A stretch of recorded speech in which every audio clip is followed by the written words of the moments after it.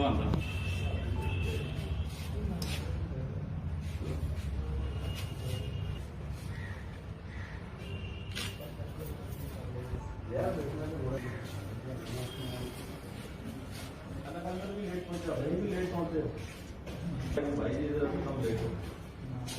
Basically ये FIR number 58 जो हमारे यहाँ लगी थी 2020, इसके बारे में पहले भी हम आपको जानकारी दे चुके थे।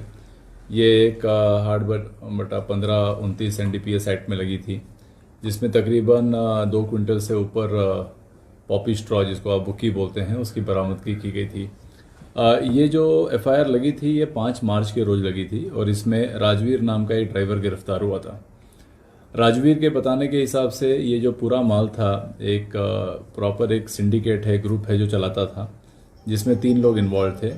एक इसका मैन्युफैक्चरर जो कश्मीर बेस्ड था, दूसरा ये खुद ट्रांसपोर्टर राजवीर, और तीसरा इसको मंगा के यहाँ पर बेचने वाला, जिसको कोड में बलोची कहा जाता है और उसका असली नाम हरपाल सिंह है। हरपाल सिंह की मदद उसका बेटा है कंवलप्रीत सिंह, वो करता था इस पूरे बिजनेस में।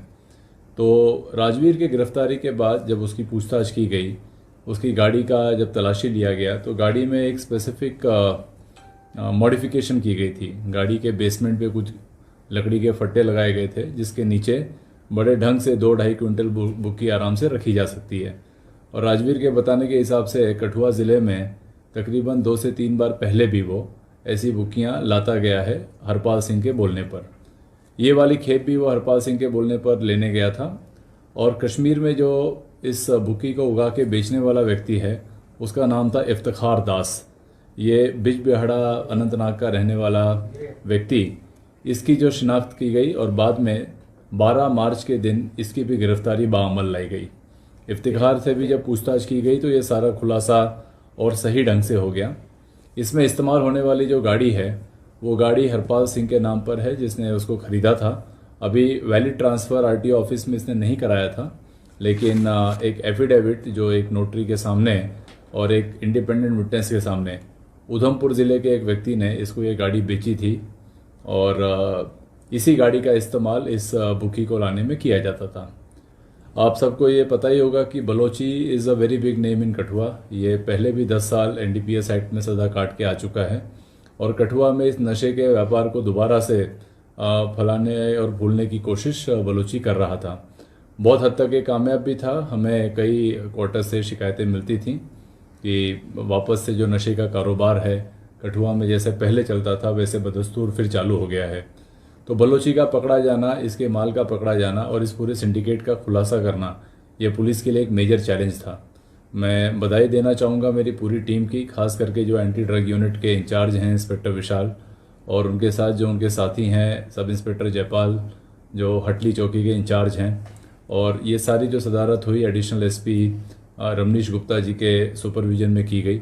इस पूरी टीम ने साइंटिफिक तरीके से इसमें इन्वेस्टिगेशन किया और इन्वेस्टिगेशन करने के बाद ये सारा का सारा जो जुर्म है ये बलोची के खिलाफ साबित होता हुआ नज़र आया। इसी कड़ी में बलोची के ठिकानों की तलाशी ली गई। तलाशी के दौरान मजिस्ट्रेट को साथ लिया गया। दौरान तलाशी इसके घर से कुछ हमें एम्यूनिशंस मिले। वो अभी तक एम्यूनिशंस हमारे श्योर हो नहीं पाए हैं कि ये वैलिड एम्यूनिशंस हैं, लीगल हैं, इलीगल हैं। उनको जांच के लिए भेजा गया है और अभी बलोची से पूछताछ करना बाकी है।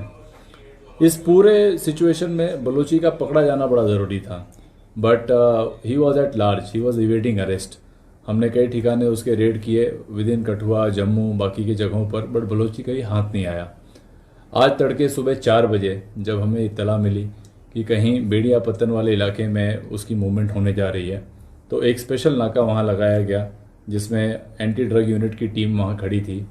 तब हमने एक काले रंग की स्कूटी नज़र आई जिसको बलूची चला कर आ रहा था।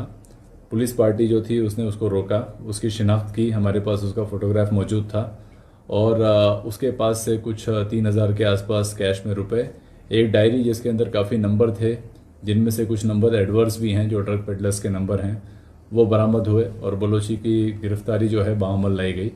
अब उसको थोड़ी देर के बाद कोर्ट में प्रोड्यूस करके उसकी रिमांड ली जाएगी। तो पूरी ये जो सिंडिकेट है इसमें अभी तक 3 गिरफ्तारियां हुई हैं।